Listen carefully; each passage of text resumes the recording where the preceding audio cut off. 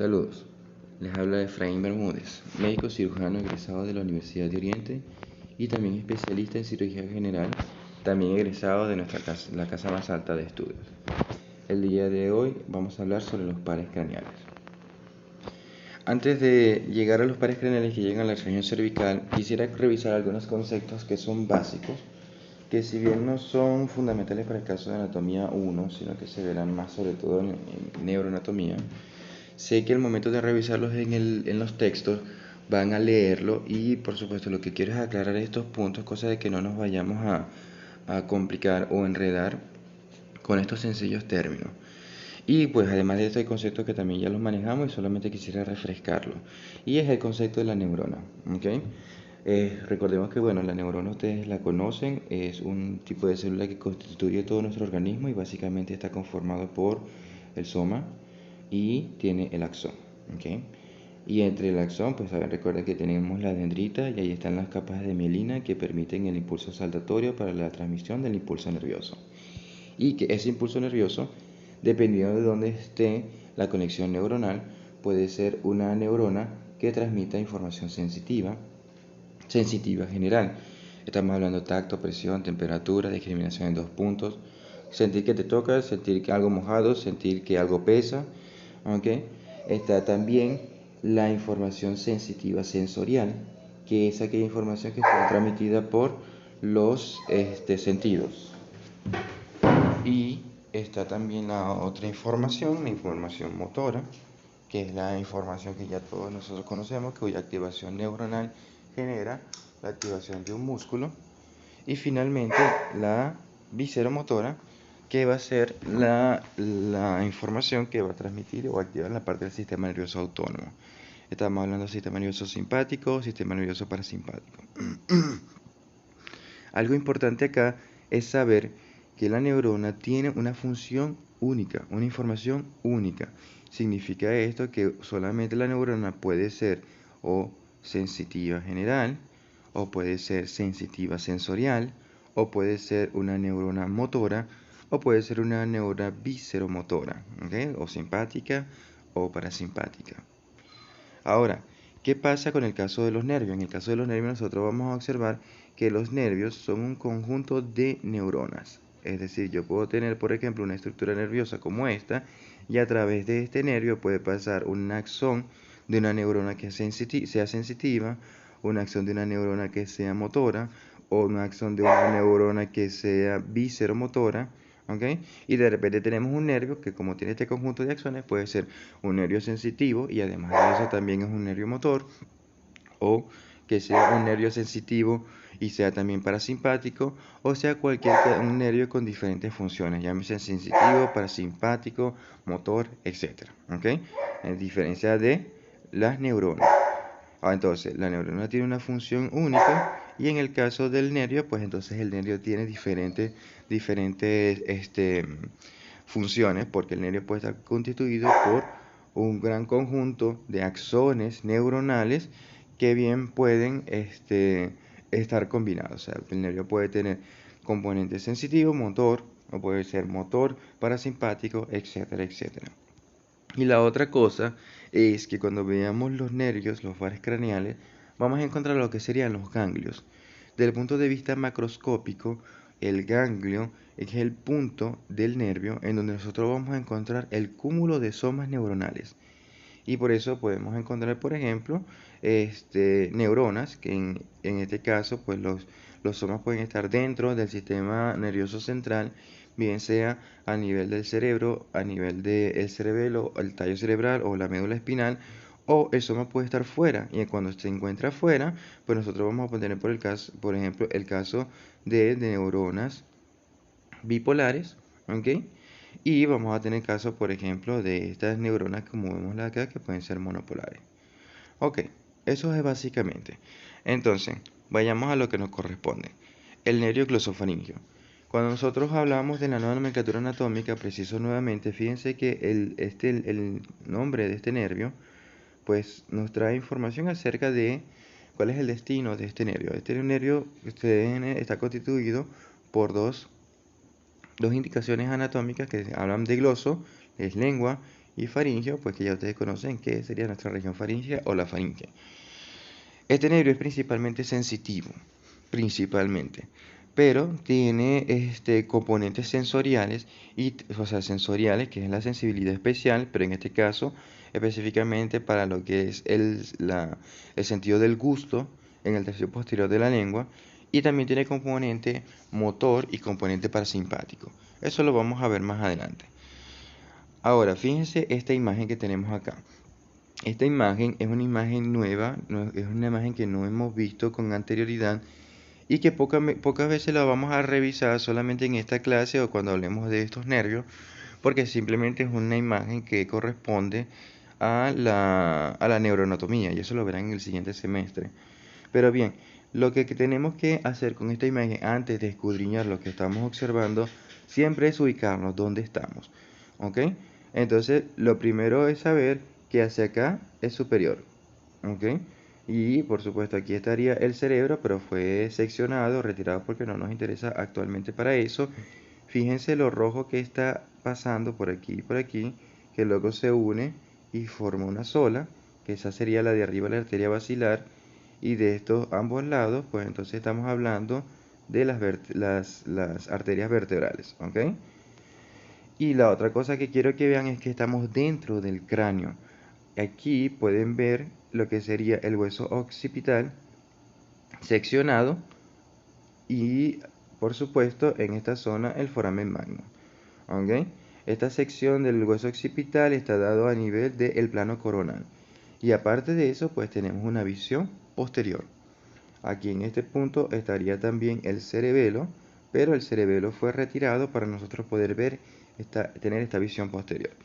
Entonces, ¿por qué estamos a nivel de una zona, perdón, conclusión? Entonces tenemos una imagen intracraneal. En la parte central tenemos lo que conocemos el tallo cerebral, o gran parte del tallo cerebral, y tenemos una visión posterior de este tallo cerebral. Estamos dentro del cráneo, ¿ok? Y aquí se puede ver en este punto cuando el tallo cerebral atraviesa el foramen magno y continúa como médula espinal. Entonces, estamos acá, aquí sería superior, esto sería inferior, aquí sería lateral, inferior, aquí sería lateral, y por supuesto hacia acá estaría nuestra línea media. Bien, ahora, es importante saber que nosotros estamos en esta perspectiva porque simplemente como estamos hablando de los pares craneales, nosotros vamos a ver que hay orígenes que son reales y hay otros orígenes que son aparentes. Con respecto a esto, los orígenes reales hacen relación a los núcleos específicos de donde se origina cada ramillete neuronal. Eso, por ejemplo, el núcleo ambiguo, el núcleo visceromotor, el núcleo, etcétera, cual sea. Eso no nos interesa porque eso es neuroanatomía, tendrán su tiempo para revisarlo. Y ahorita lo que nos interesa es dónde aparentemente están saliendo. Si ya sabemos que viene realmente de los núcleos, y los núcleos son pues simplemente peloticas donde están los somas de esas neuronas, están dentro del tallo cerebral. A nosotros aquí lo que nos va a importar es el origen aparente. Entonces aparentemente están saliendo estos nervios por esta zona, ¿ok? Por aquí.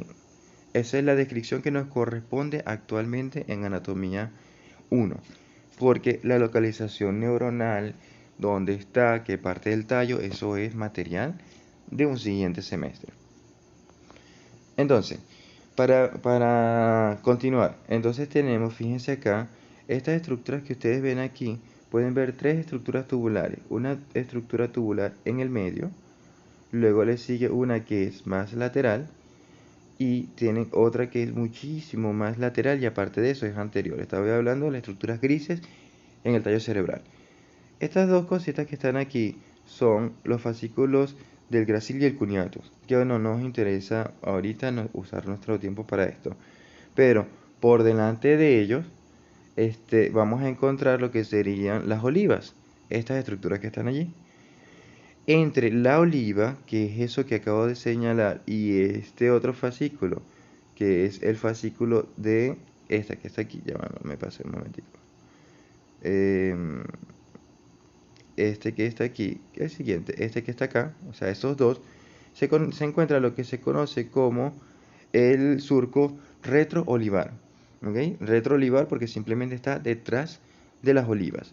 Entonces dense cuenta de que estoy señalando que esto es el surco, la oliva, detrás de él hay un surco con una serie de ramilletes nerviosos que salen por allí, pues estamos hablando de que esos ramilletes nerviosos salen por detrás de donde están las olivas. Por eso es que se lo conoce como surco retroolivar. Y todos los nervios, excepto el glosofaringio, que tiene su salida especial, pues entonces nosotros vamos a ver que todos los nervios van a salir de ese surco. ¿Ok? Entonces fíjense, por ejemplo, acá nosotros observamos, tenemos un conjunto de nervios que van a estar saliendo del surco retroolivar. En el caso del nervio glosofaringio es este primero que nosotros vemos aquí arriba. ¿Ok? Y por supuesto, lo primero que vamos a describir es que su origen aparente es que está saliendo o emerge de lo que sería el surco retroolivar. Pero además de eso, fíjense que su dirección va a ser de medial a lateral, para por supuesto buscar lo que sería su punto de salida, su puerta de salida del cráneo. Como sabrán, el cráneo es una bóveda, y para poder salir de allí, o sales por la puerta, o sales por la ventana, o sea, debe haber un orificio en particular por el cual lo que sea que vaya a salir, pueda salir. En este caso, pues este foramen que se encuentra lateral, que se conoce como agujero rasgado posterior, ya vamos a hablar de eso. Entonces, por supuesto, si tiene una salida de una estructura que se encuentra medial, su trayecto va a ser de medial a lateral. Lo interesante acá es que este nervio, en su trayecto, se va a relacionar con otros ramilletes nerviosos que se encuentran a ese nivel.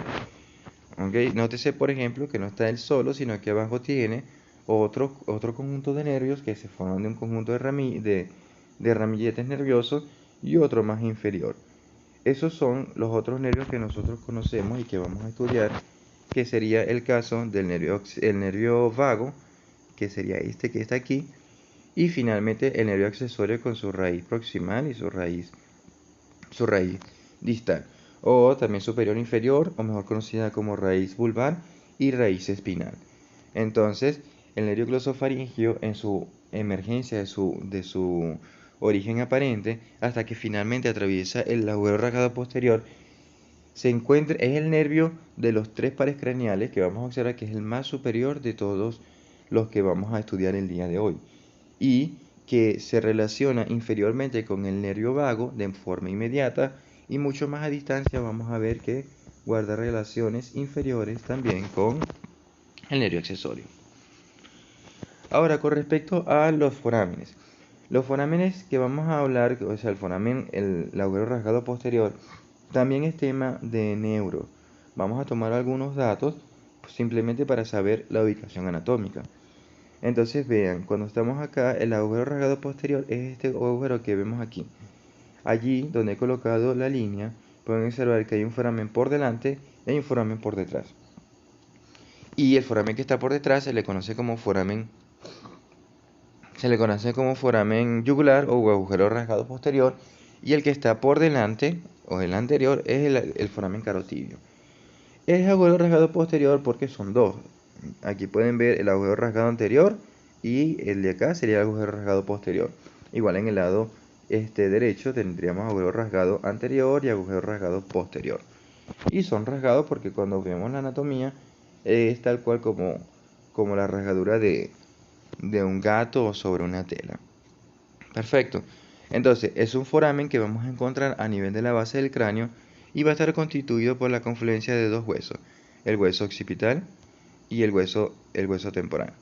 Entonces, los dos huesos cuando se conjugan uno con otro, el temporal hace uno de sus bordes, bien, y el occipital cuando se articula con el temporal hace el otro borde y se completa el foramen yugular o agujero rasgado posterior. Entonces, veamos esta otra imagen. Esta imagen es del Latarjet. Entonces, vean, esta imagen también, una imagen muy clásica, también debemos entenderla porque tenemos que buscar los reparos anatómicos que nos ubiquen acerca de dónde estamos. Lo primero, que es una visión superior. Y un truco que les voy a decir es que el agujero rasgado posterior siempre apunta hacia anterior y medial. ¿Ok? Si decimos que esta sería la punta del agujero rasgado. Y la vena yugular interna que está dentro del agujero rasgado posterior, pues entonces siempre va a estar lateral y posterior.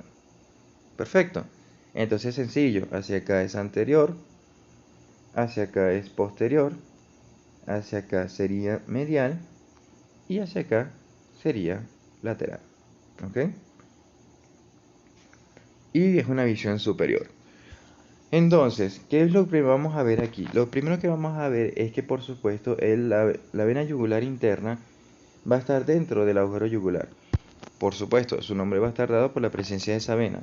Entonces lo pueden conocer como foramen yugular o agujero rasgado posterior. Y esta vena siempre y siempre va a ser el elemento más lateral de este foramen. ¿Ok? Aparte de eso, vamos a encontrar una estructura ligamentosa, que es esta que vemos acá, que va a separar los componentes venosos de los componentes nerviosos. Es decir, ellos están juntos pero no revueltos. El foramen yugular va a estar subdividido en dos porciones, una porción medial y una porción lateral, y es por la presencia de ese ligamento. Entonces nosotros vamos a ver que el conjunto de ramilletes nerviosos van a estar ubicados medialmente y la vena yugular interna va a estar ubicada siempre lateralmente. Entonces, ya sabiendas de que, bueno, el agujero rasgado posterior apunta medialmente y hacia adelante, también tienen la otra referencia que la vena yugular interna siempre va a estar posterior y lateral. Ahora, con respecto al nervio glosofaríngeo, por supuesto, esta es su puerta de salida de la bóveda craneal y va a ser el elemento que está más anterior y más medial de todos los tres nervios que pasan por allí. Eso ya lo vamos a ver. Entonces, aquí tenemos otra imagen. Fíjense, el agujero rasgado posterior siempre apuntando hacia medial y anterior. ¿Ok? Perfecto. Y, por supuesto, de esa manera, nuestro nervio glosofaríngeo saldría del cráneo para ingresar a nuestro cuello. Ahora, vean esta imagen. Esta es otra imagen que también hay que entender. Porque de eso va a depender que nosotros podamos ver las relaciones que describe tanto la Target.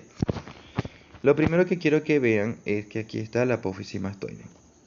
¿Sí? ¿Y cómo sé que es la apófisis mastoide? Porque vemos que el músculo esternocleidomastoideo llega y se inserta en él.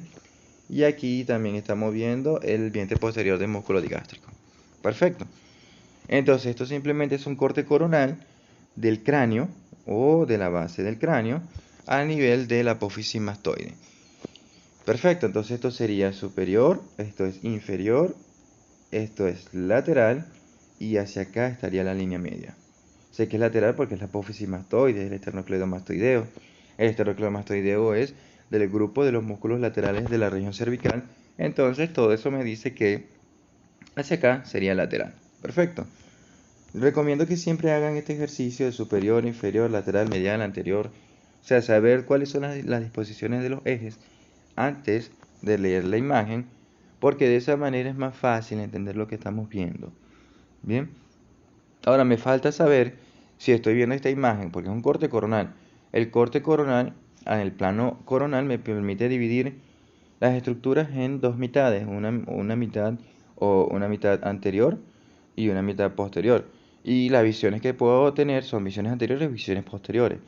Ahora, aquí cómo sé si estoy viendo anterior o estoy viendo posterior. Bueno, básicamente hay varias formas, pero por ejemplo la forma más sencilla es hacerlo con esta estructura que ven aquí, que esto sería el ganglio superior del tronco cervical. Eso ya lo van a ver más adelante, pero una de las relaciones importantes que tiene este ganglio superior es que siempre y siempre se va a relacionar con la cara posterior de la arteria carótida interna.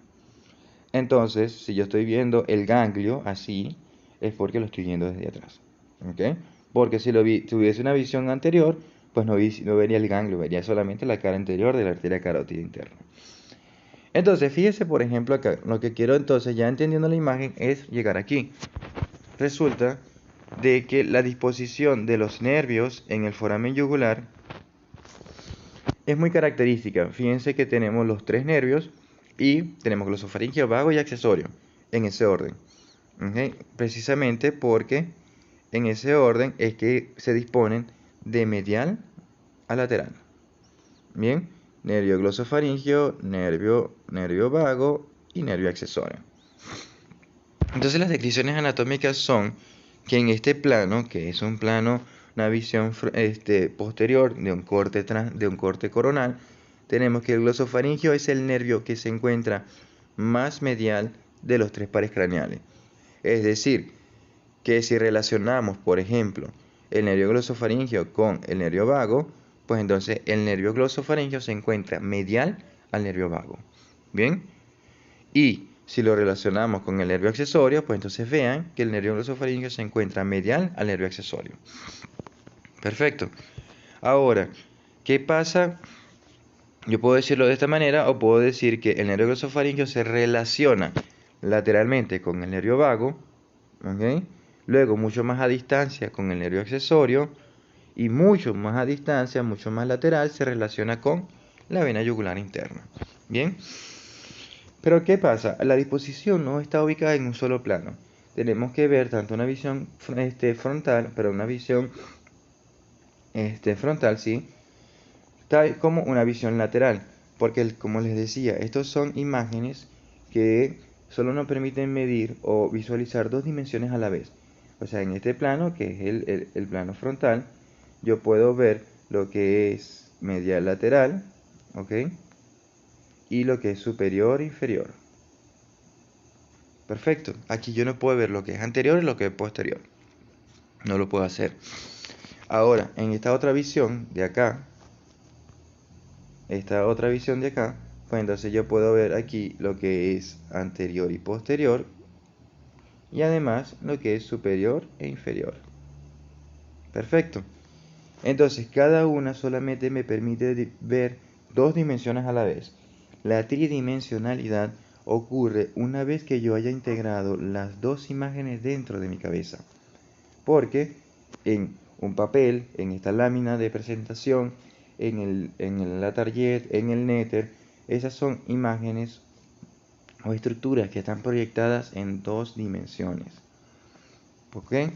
Por eso verán que cuando van a leer y les dice, por ejemplo, el nervio glosofaringeo se encuentra anterior al nervio vago y utilizan esta imagen, pues entonces algunos ya lo entenderán, porque ya habrán integrado las dos láminas dentro de su cabeza. Pero para los que les está costando es porque simplemente no están viendo la lámina correcta. Si quieren ver una disposición anterior-posterior, pues lo ideal es tener una visión lateral de la estructura. ¿Ok? Entonces, les traigo las dos, ¿por qué? Porque ya sabemos que el nervio glosofaringeo es la estructura o el nervio más medial del agujero rasgado posterior. Perfecto. Y que se relaciona lateralmente con el nervio vago primero, luego más distancia del nervio accesorio y mucho más distancia con la vena yugular interna.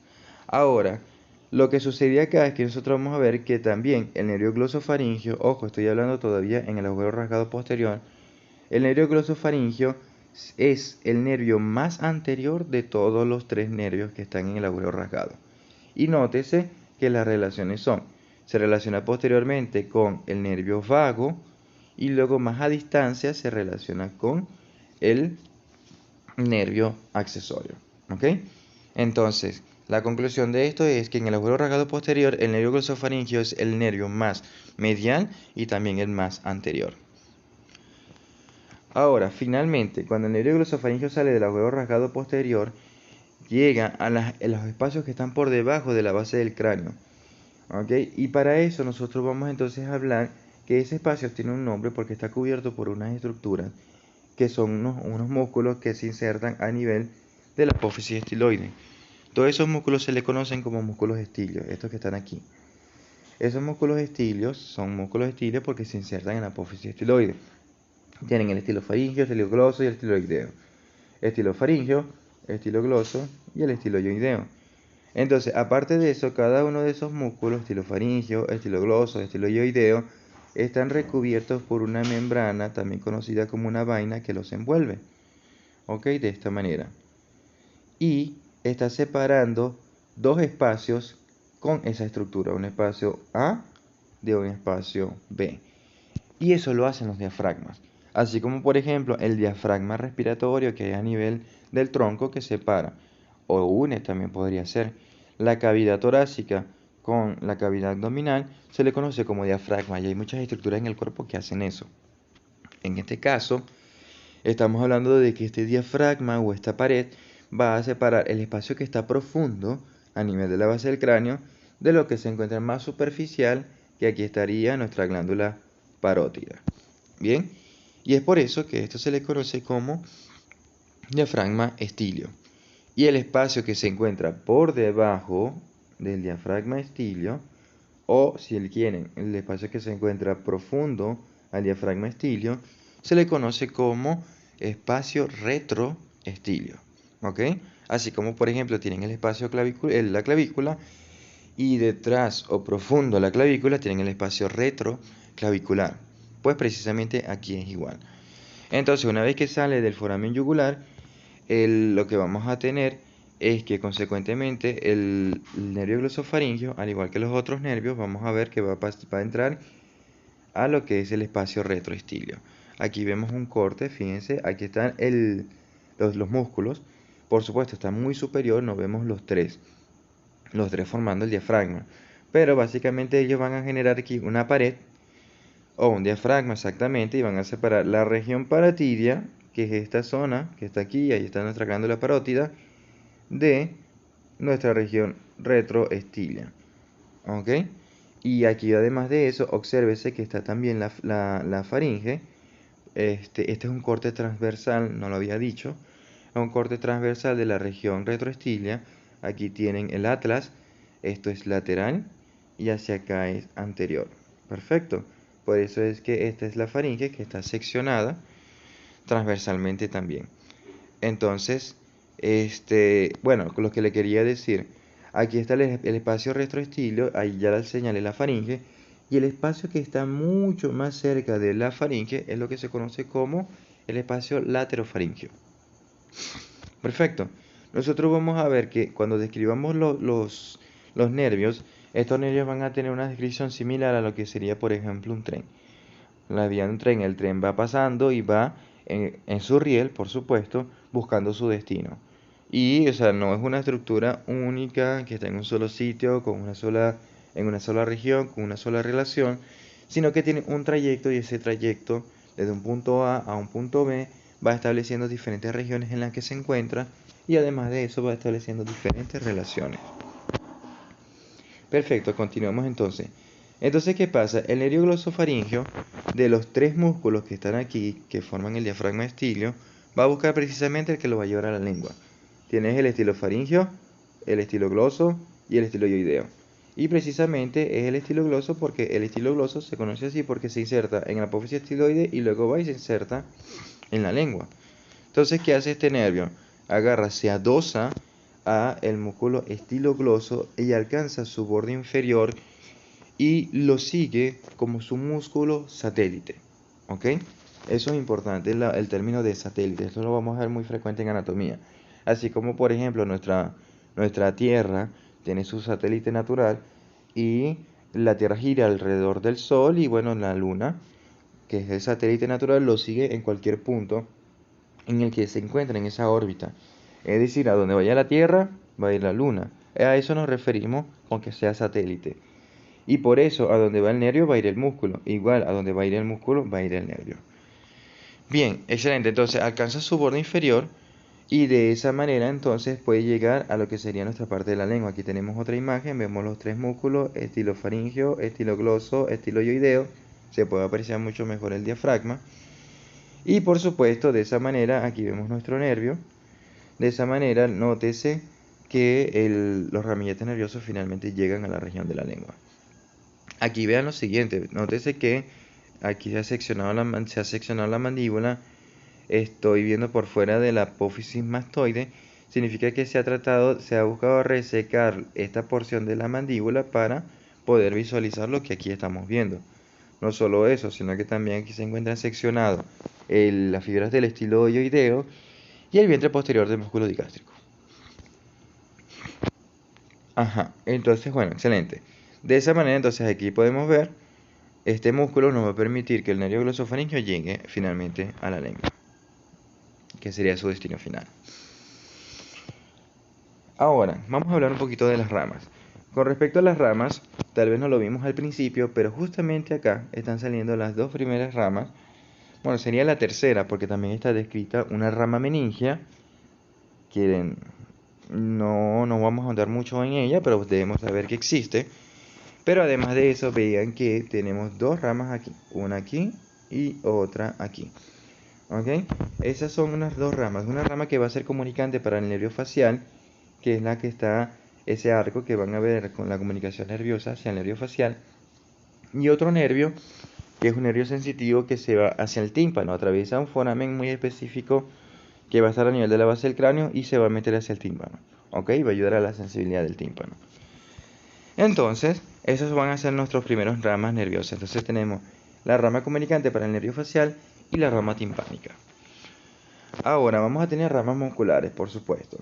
Recuérdense que habíamos mencionado que el músculo estilogloso va a ser su músculo satélite y por supuesto, vean esto, vean estas relaciones que vemos aquí. Habíamos descrito que esta estructura, este nervio se iba a relacionar con este músculo y por supuesto lo va a inervar, lo va a activar. Entonces tienen ramas musculares para la activación del músculo estilogloso y también vamos a ver que va a enviar ramilletes nerviosos para el músculo de la faringe, para la parte de lo que sería el plexo faríngeo. Además de eso también tenemos las ramas para la paratiroide.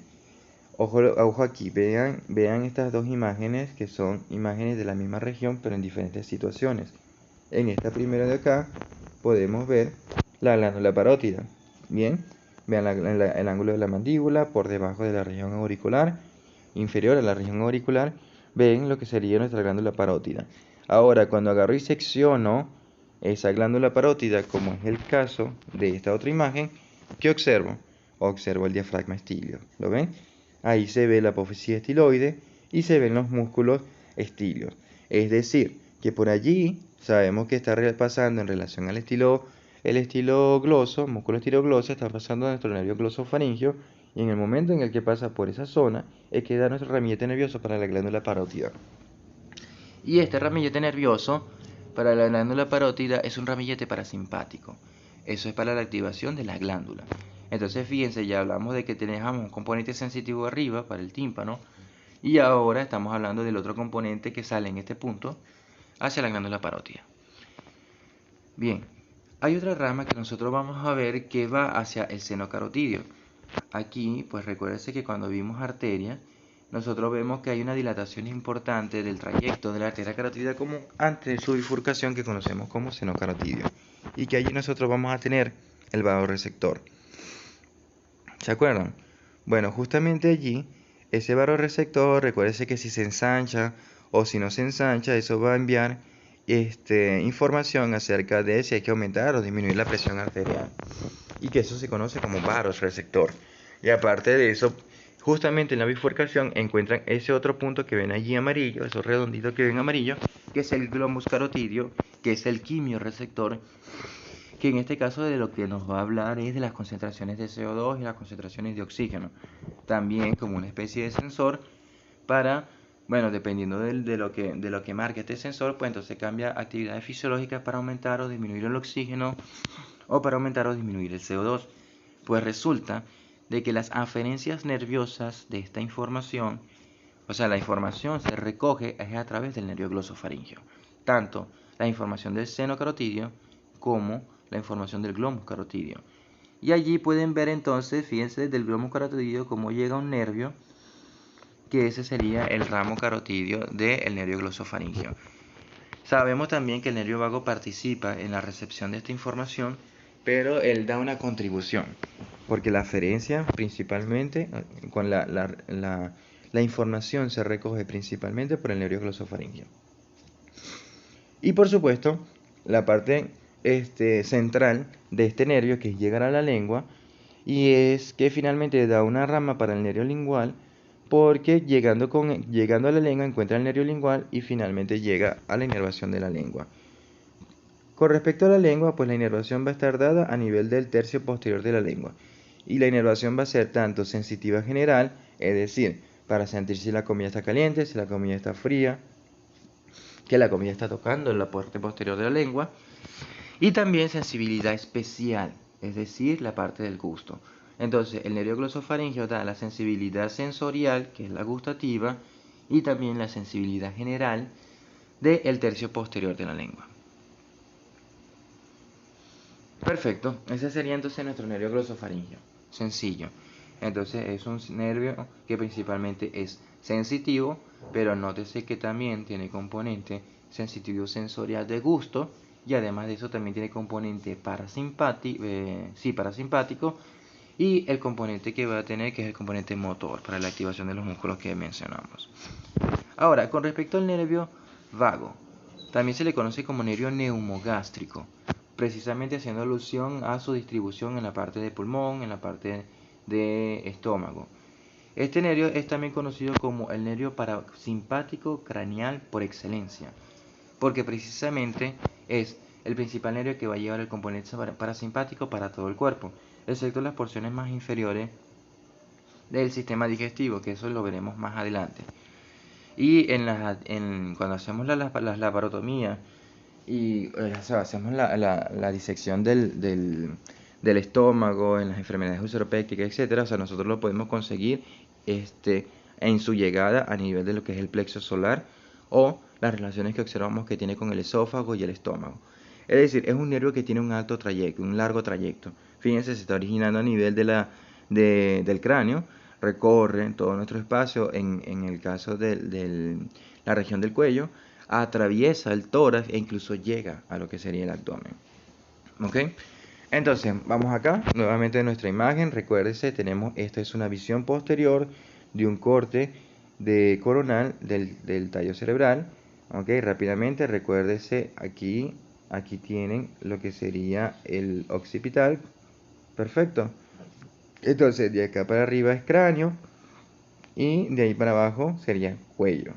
Perfecto. Pero bueno, lo que nos interesa es que así como el nervio glosofaringeo, pues tenemos que el nervio vago va a salir del surco retroolivar. Bien, desde el mismo surco donde está saliendo el nervio glosofaringeo. Pero por supuesto no puede salir en el mismo sitio. Aquí arriba tienen el nervio glosofaringeo, él va a salir un poco más inferior. Fíjense que a diferencia también del glosofaringeo, hay diferentes ramilletes nerviosos, se describen de 5 a 6, que luego se unen y forman, por supuesto, nuestro nervio vago. ¿Ok? O sea, el cuerpo del nervio vago. Ahí lo pueden ver. Las relaciones que vamos a observar en este espacio, bueno, simple. Hacia arriba o superior vamos a encontrar al nervio glosofaringeo. Y el vago inferiormente se va a relacionar con el nervio accesorio. Recuérdese que el nervio accesorio tiene dos raíces. Tiene la raíz craneal y tiene la raíz espinal. Por eso ven estas dos. Pero esto es un solo nervio que finalmente se constituye. Bueno, el nervio vago, ya saben, va a atravesarnos lo que sería nuestro foramen yugular o agujero rasgado posterior, y su disposición va a ser muy particular dentro de ese foramen. Esta otra imagen ya la conocemos, ¿okay? Ya sabemos que es superior, que es inferior, lateral, medial, pero vámonos a esta de una vez. Entonces vemos que el nervio vago él está como en el centro de los tres nervios, ¿bien? Y está en el centro, también en la visión lateral de los tres nervios. En esta imagen que está acá, podemos ver que el nervio vago se relaciona medialmente con el nervio glosofaringeo y lateralmente con el nervio accesorio. ¿Ok? Lo que también podría decir, bueno, el nervio vago se encuentra lateral al nervio glosofaringeo y se encuentra medial a el nervio accesorio.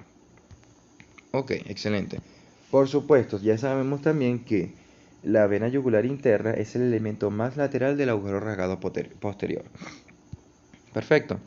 Entonces, por supuesto, el nervio vago se va a relacionar lateralmente con el nervio accesorio y mucho más a distancia con la vena yugular interna.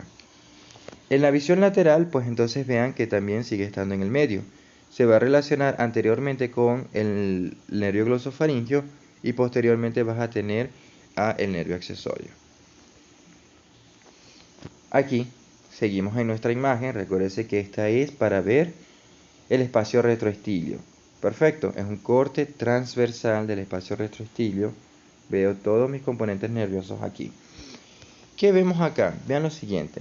Creo que prestemos atención a esta zona. Aquí nosotros vamos a ver uno, que bueno, el nervio vago es este que está aquí, el más central.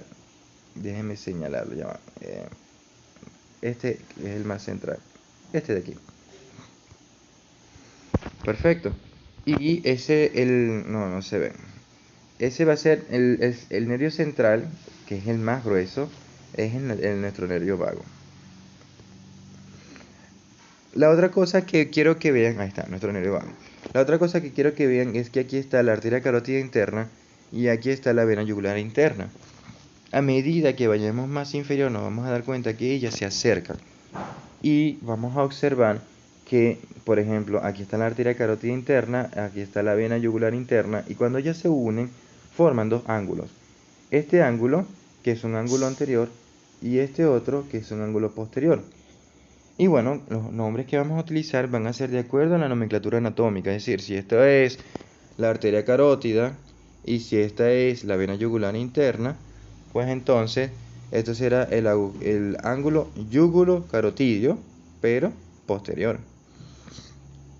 ¿Ok? Y aquí adelante tendríamos el ángulo yugulo-carotidio, pero anterior. Entonces, a medida que vamos en puntos más inferiores del cuello, nosotros vamos a ver que estas dos estructuras se acercan, forman el ángulo y pues el nervio vago se va a ubicar en el ángulo yugulo-carotidio posterior, es decir, este de aquí. Bien, ya lo vamos a ver en otras imágenes. Entonces, vamos a aprovechar también esta imagen para decir que los cuatro nervios que nosotros vamos a estudiar, es decir, el glosofaringio y el vago accesorio, cada uno va a buscar una disposición en particular. Me explico. Si ven, el nervio glosofaringio va hacia abajo y hacia adelante, porque va a buscar la lengua. El nervio accesorio va a ir hacia abajo y lateralmente, porque va a buscar el esternocleido, el trapecio. El nervio glosofaringio va hacia abajo y hacia adelante también, porque va a buscar la lengua. Y en el caso del nervio vago, pues el nervio vago va hacia abajo, porque va a buscar, ya saben, ya habíamos dicho que iba a terminar a nivel de la cavidad abdominal.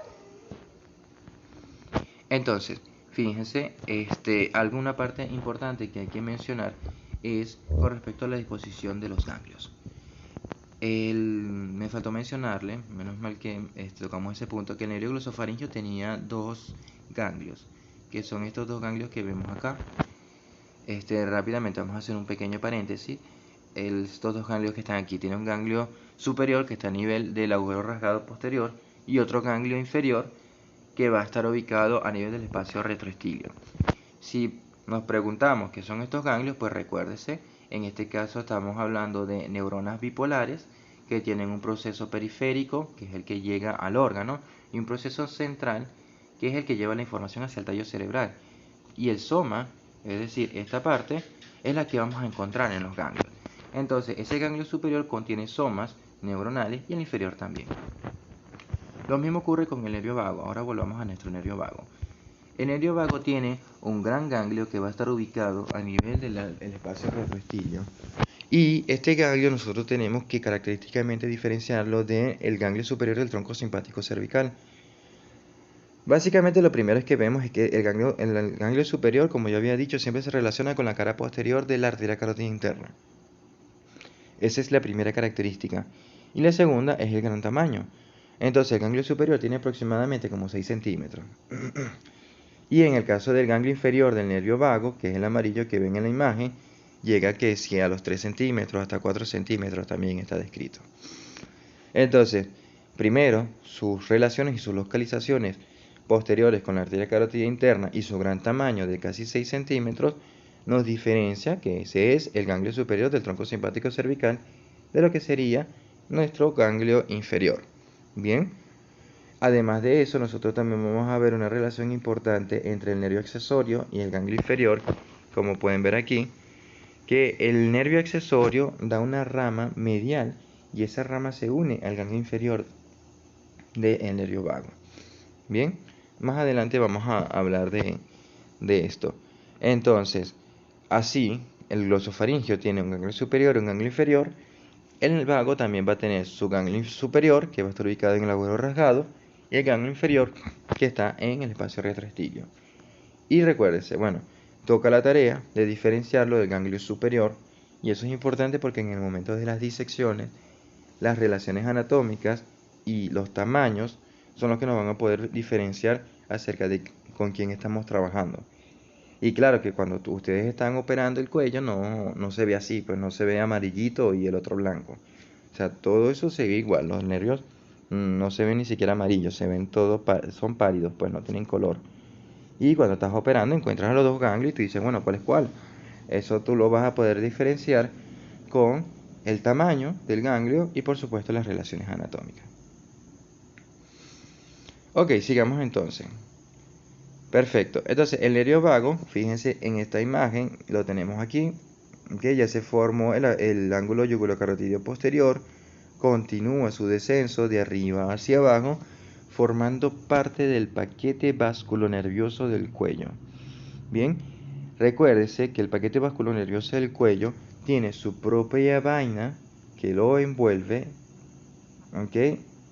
Y además de eso, cada uno de los elementos está separado por tabiques que lo individualizan. Bien, de esa manera entonces, por un lado pasa la arteria carótida, la que sea en ese momento, vamos a hablar por ejemplo de la común, por otro lado pasa la vena yugular interna y por otro compartimento está pasando el nervio vago. Es decir, ellos están juntos pero no revueltos.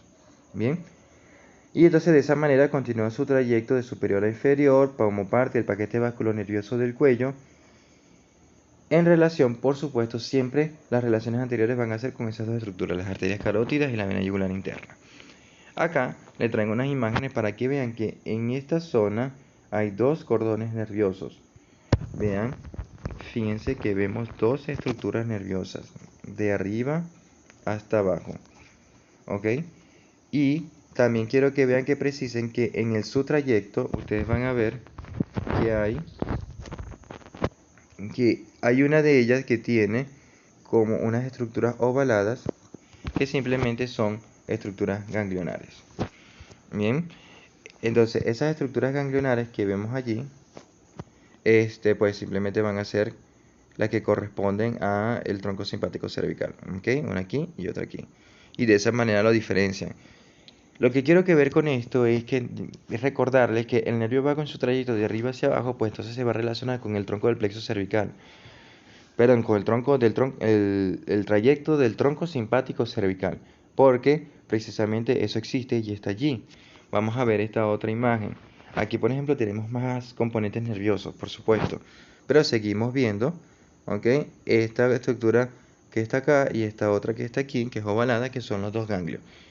Arriba tienen el ganglio superior y allá tienen el ganglio medio del tronco simpático cervical. Entonces, el nervio vago en ese trayecto va a relacionarse, por supuesto, con este tronco. ¿Ok? Y vean acá arriba cómo el nervio hipogloso cruza lateralmente, no solamente el nervio vago, sino muchas otras estructuras que vamos a mencionar allí. Bien, excelente. Entonces, vamos a seguir. Ya sabemos, está inmerso en el paquete vasculonervioso del cuello y además de eso, pues entonces va a guardar relaciones con el tronco simpático cervical, como lo ven allí. Ahora, ¿qué sucede? Cuando llegando hacia la parte inferior, ya aquí estamos en una región más inferior, vemos que las relaciones ya van a empezar a cambiar. Primero, hay que señalar que las relaciones posteriores del nervio en su trayecto van a estar dados en las porciones más superiores, por supuesto con las apófisis transversas, cubiertas por los músculos intertransversos en estas zonas y además parte también de los músculos prevertebrales. Pero en esta parte inferior vemos que ya el nervio se va a relacionar con la cara anterior del músculo escaleno anterior, ¿ok? Es ese músculo que le ven allí. De hecho, eso lo pueden hablar como unas relaciones en conjunto y son las mismas relaciones que van a ver tanto para la vena yugular interna como la arteria carótida, primero la común y luego la arteria carótida interna, pero en este caso sería la común, esta zona. Entonces, en esta región van a ver que el paquete vasculonervioso del cuello se relaciona posteriormente con la cara anterior del músculo escaleno anterior. Y no solo eso, vean que allí se establecen múltiples relaciones, como puede mencionar, todas son relaciones posteriores. Vean esto, tienen la arteria tiroidea inferior, ¿ok? Está pasando por detrás del paquete, está pasando por detrás también del nervio. Entonces, el nervio vago se relaciona con el trayecto, se relaciona posteriormente con el trayecto de la arteria tiroidea inferior, ¿ok? Que lo cruza transversalmente por detrás.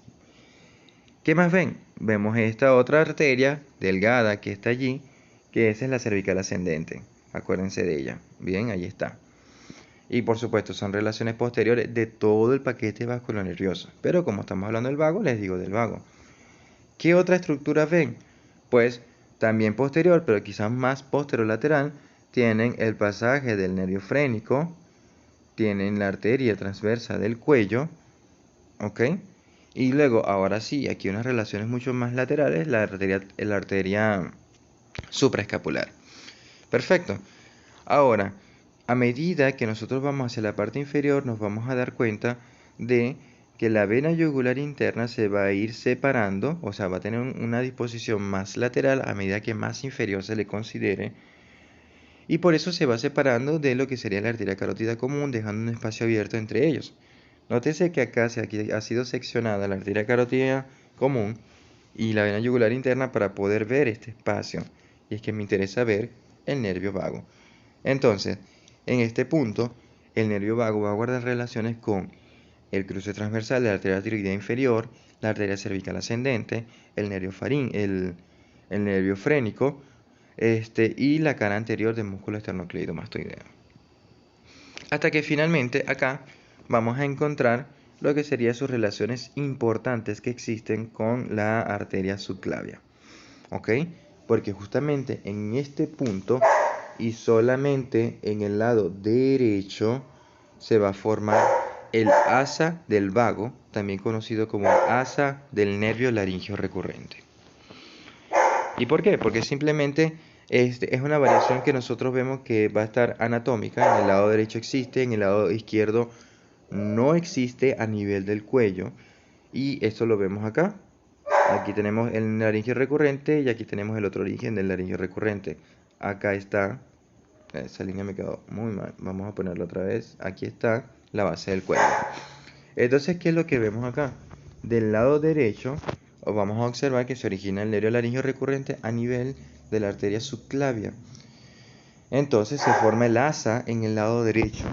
Y en el lado izquierdo vamos a ver que no se forma en la base del cuello, sino que el nervio vago tiene un trayecto intratorácico y es a nivel del callado aórtico donde se forma el laringio recurrente.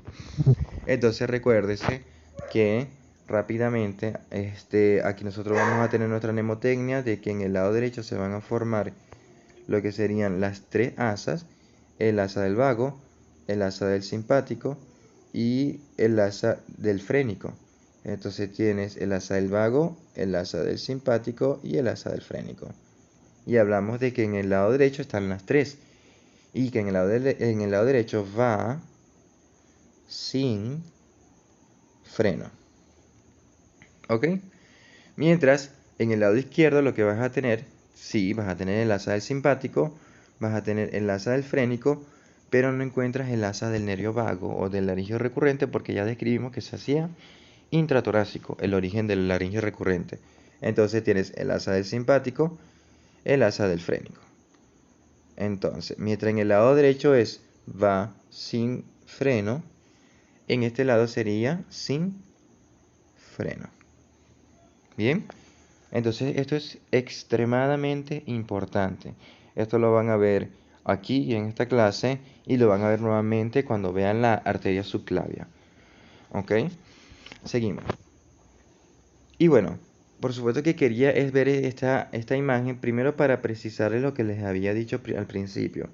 Que a medida que más inferior se le consideraba, vean cómo la vena yugular interna se va separando de la arteria carótida interna y de esa manera entonces el nervio vago se va de posterior a anterior y para finalmente cruzar la cara anterior de la arteria subclavia y justo allí dar el laringio recurrente en el lado derecho, solo en el lado derecho.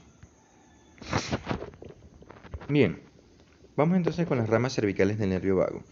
Y ojo, decimos ramas cervicales porque sabemos que llega al tórax y hace otras ramas, llega al abdomen y da otras ramas también. Entonces, el primero que vamos a ver es el nervio laringio superior. El nervio laringio superior, que es este nervio que ven aquí, este nervio va a originarse del ganglio inferior del nervio vago. Perfecto. Aquí está nuestro ganglio inferior del nervio vago y aquí voy a dibujarlo. Se ve nuestro laringio superior. Lo primero que quiero que vean es que su trayecto es de superior, por supuesto, de superior a inferior, va de arriba hacia abajo. va de posterior a anterior también, porque la laringe está hacia adelante y el origen del rasgado posterior está bastante posterior. Y la otra cosa es que en su trayecto va a pasar medial primero a la arteria carótida interna, como lo pueden ver en la imagen, y también va a pasar medial a la arteria carótida externa, a las dos. Perfecto. Entonces, la otra cosa que quiero que vean es que este nervio tiene dos componentes. Tiene un componente sensitivo y tiene un componente motor. Lo que les decía de que los nervios podían tener varios componentes. Aquí lo podemos ver nuevamente. Si no lo podemos ubicar aquí arriba, porque vemos un montón de herramientas nerviosas y mientras nos vamos acostumbrando a eso, utilizamos otras opciones, como por ejemplo, se van al destino. Este es el destino del laringio superior. Y si lo siguen de forma retrógrada, encuentran su trayecto y su origen. ¿Ok? Entonces ahí lo ven, de superior a inferior, de posterior a anterior, profundo a la arteria carótida interna y a la arteria carótida externa. Vean que en esta imagen no pareciera o pareciera que no sale del ganglio inferior del nervio vago, sino que un poco más abajo. Esos son simplemente situaciones técnicas del nervio, porque el origen de estas fibras nerviosas están dadas en las somas que están ubicadas en ese ganglio. ¿Ok? Bueno, volviendo entonces, cuando vemos entonces el nervio laringio recurrente, una vez, laringio recurrente no, el laringio superior, después que pasa la cara medial, o pasa medialmente a la arteria carótida interna y a la arteria carótida externa, llega al espacio lateral a la laringe. Y es que precisamente cuando vemos esta zona, aquí, okay, ya van a tener con más detalle la clase de laringe, pero acá vamos a ver que van a encontrar lo que sería la porción lateral a la laringe y luego encuentra sus dos divisiones, sus dos ramas, que son las que estamos viendo allí. Una que va a atravesar esa membrana que ven allí, que es la membrana tiroidea, y se introduce a la laringe. Y la otra es la rama superficial, que es la rama que ven que se va hacia este músculo. ¿Ok? Una rama superficial que se va al músculo. Y precisamente es para inervar al músculo cricotiroideo. Y ojo, fíjense, este músculo cricotiroideo es el único músculo de la laringe que no está inervado por el nervio laringio recurrente. Todos los músculos de la laringe, por supuesto los intrínsecos, están inervados por el laringio recurrente, excepto este músculo que es el cricotiroideo, que está inervado por la rama superficial del nervio laringio superior. ¿Lo ven? Perfecto. Y el otro, que es este, que habíamos descrito que atravesaba la membrana tiroidea, lleva el componente sensitivo para lo que sería la mucosa de la laringe, también parte de la epiglotis y la región laterofaringea. Perfecto. Entonces, el nervio laringio superior, que traía un componente sensitivo y motor, estos componentes se separan. El componente sensitivo continúa en la rama interna del laringio superior y va hacia el interior de la laringe. Y el componente motor se va en la rama superficial y esa parte motora va hacia lo que sería el músculo cricotiroideo. Perfecto. Ojo, bueno, recuérdese también, el trayecto del nervio aquí en la parte lateral de la faringe se relaciona con la cara lateral del músculo constrictor inferior, luego se bifurca y es que hace lo que le dije, la rama interna atraviesa la membrana y la rama externa o superficial va al músculo cricotiroideo. Muy bien, excelente. Entonces, vamos a la siguiente rama. Ramas para el conducto auditivo. Esto también está descrito que da una rama sensitiva que se va a encargar del tercio lateral del conducto auditivo externo. Y por supuesto, ramos faringios cuando está cerca de la región laterofaringea, en la región retroestilia, da ramos faringios para la activación autonómica de lo que sería la faringe, la parte muscular, y además de eso también ramos para... Ahí lo que se va a formar es un plexo, y ese plexo contribuye tanto el glosofaringio, también contribuye lo que sería el vago y otros nervios que son de neuroanatomía que no vamos a mencionar. Pero para formar ese plexo que tiene componentes sensitivos y tiene componentes motores autónomos, algunas partes autónomas, pues entonces el nervio vago también contribuye a formar ese plexo. Y por eso entonces van a ver que va a formar los ramos, o sea, va a dar ramos faringios, así como también el glosofaringio nos daba ramos faringios. Cuando hablamos de plexos, vamos a ver que nos referimos a lo que sería una maraña de nervios.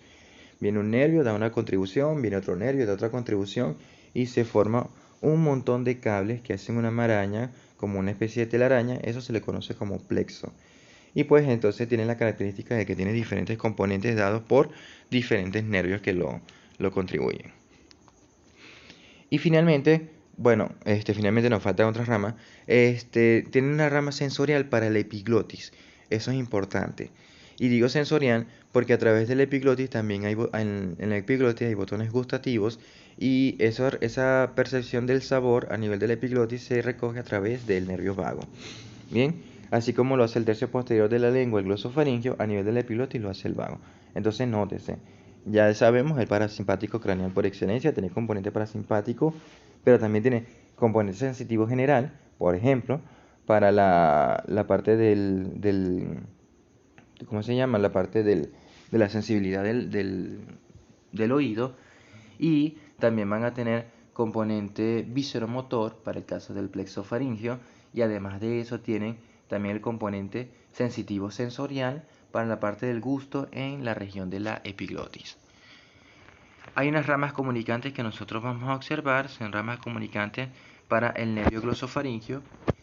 Como le había dicho al principio, tenemos el glomus carotidio y el seno carotidio. La información se recoge principalmente por el nervio glosofaringio, eso ya lo habíamos dicho, pero el nervio vago le va a dar un ramo comunicante a ese nervio cervical también. O sea, el nervio carotidio del glosofaringio recibe un ramo comunicante del nervio vago. Y por supuesto, por último, tenemos lo que serían los nervios cardíacos cervicales. ¿Qué pasa? Sabemos que el corazón tiene su sistema nervioso autónomo o su electricidad autónoma, ¿bien? Pero esa electricidad autónoma puede ser modificada por el sistema nervioso simpático y parasimpático.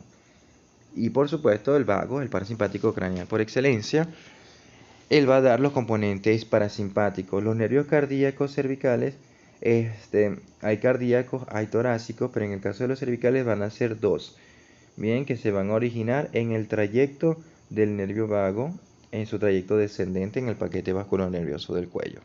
Perfecto. Y cuando llegue al tórax, pues entonces origina sus ramas también torácicas.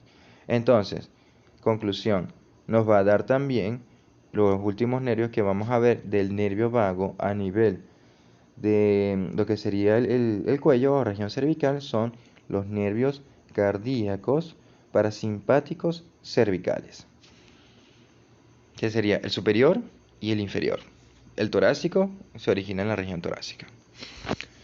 Y bien, nuestro gran protagonista finalmente es nuestro nervio laríngeo recurrente, que ya lo hemos descrito. Aquí en esta imagen, vean lo siguiente, tenemos una visión posterior de las vísceras del cuello y los vasos.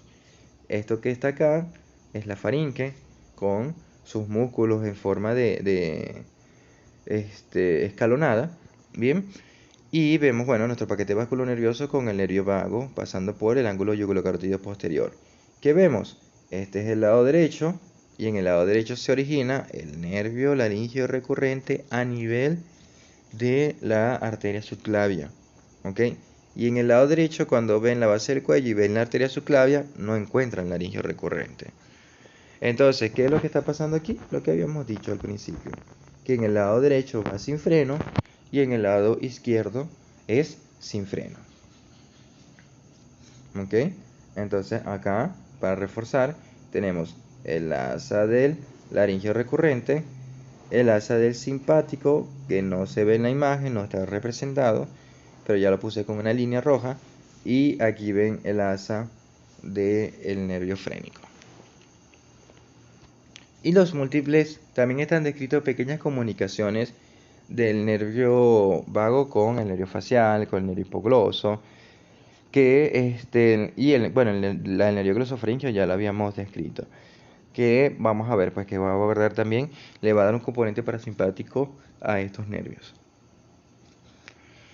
Ok, vamos ahora con nuestro nervio accesorio.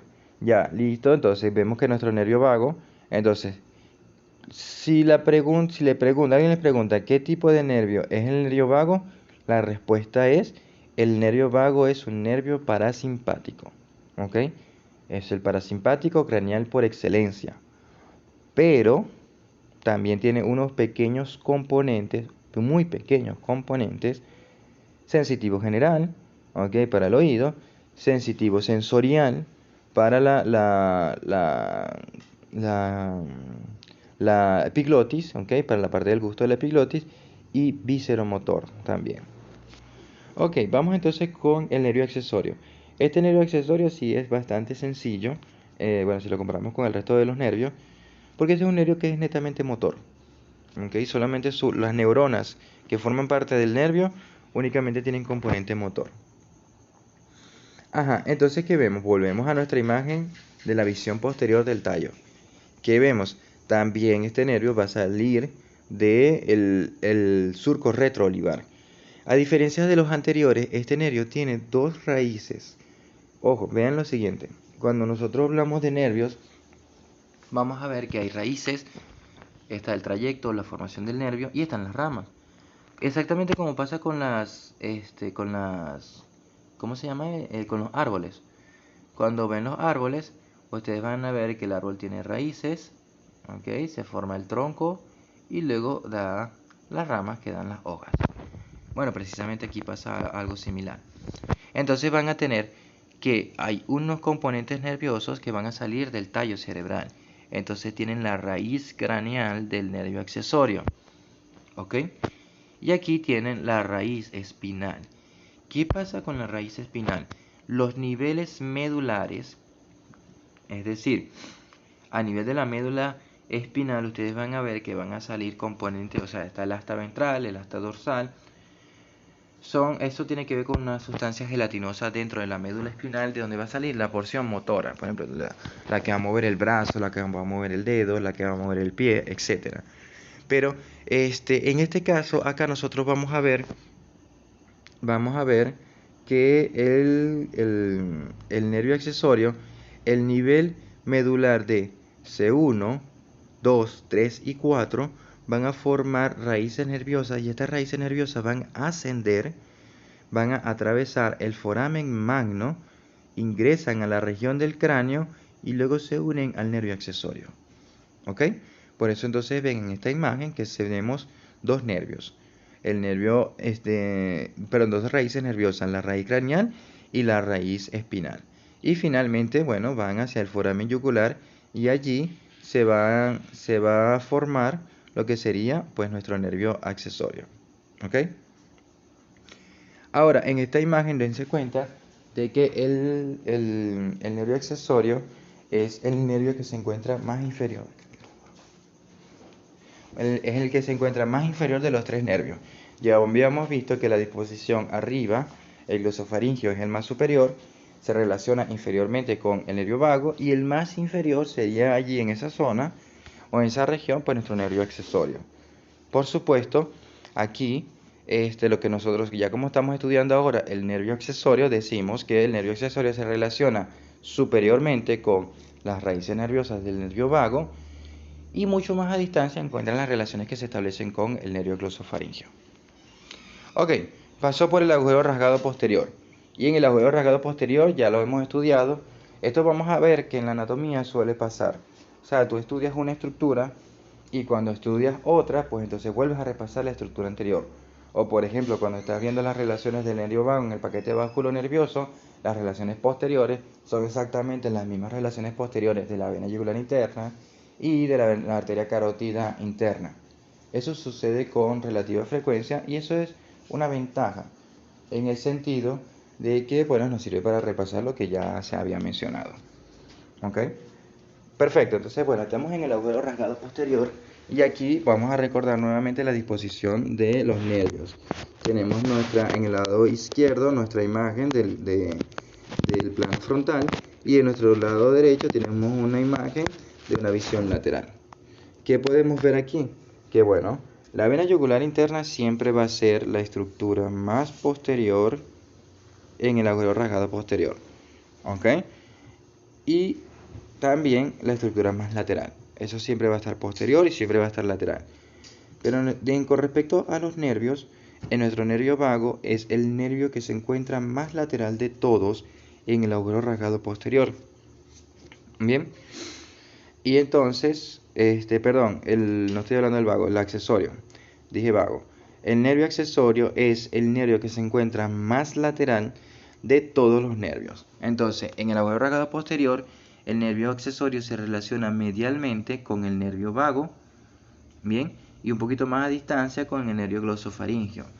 Y sus relaciones laterales están muy estrechas con la vena yugular interna. Por supuesto, recuérdese siempre separado por lo que sería el ligamento yugular que se encuentra a ese nivel. Bien. Ok, perfecto. ¿Qué sucede? Llegamos a lo que sería el espacio retroestilio. Ya van, antes de llegar aquí. Vamos a utilizar esta imagen para hablar del espacio retroestilio. Aquí podemos ver, los ganglios, el ganglio inferior del nervio vago y cómo el nervio hipogloso lo cruza. Pero quiero que vean esto que pasa aquí. Viene el nervio accesorio y da dos ramas, una rama medial y una rama lateral. Con respecto a la rama medial, esta rama medial que se une al ganglio inferior del nervio vago, característicamente le da un componente motor a lo que sería el nervio vago.